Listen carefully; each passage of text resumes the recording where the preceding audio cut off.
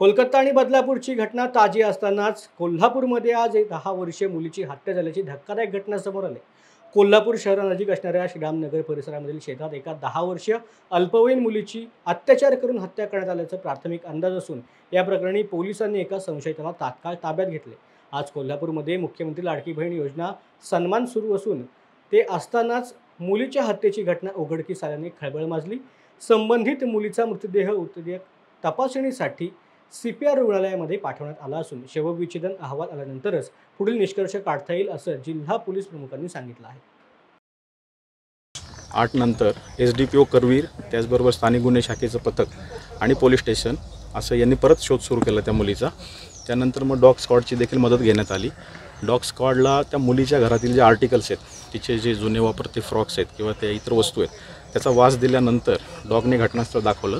त्या ठिकाणी त्या मुलीचा मृतदेह मिळालेला आहे।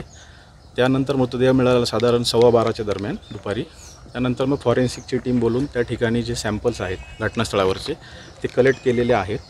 त्यानंतर आता जे वडिलांना तिच्या जी डेड बॉडी ज्या ठिकाणी मिळाली त्या ठिकाणी देखील त्यांना नेण्यात आलेलं होतं आणि त्यांना सर्व परिस्थिती घटनास्थळ दाखवण्यात आलेलं आहे।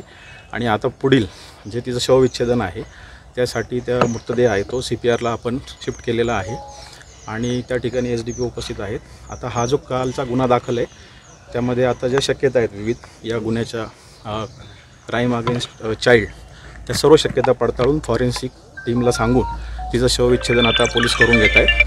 त्याचबरोबर स्थानिक गुन्हे शाखेची टीम देखील संशयित जे आहेत, कारण या ठिकाणी दुपारी 1:15च्या दरम्यान सदर मुलगी एका अनोळखी इसमासोबत चालत येतानाच एक अंधुकचं फुटेज देखील प्राप्त झालेलं आहे।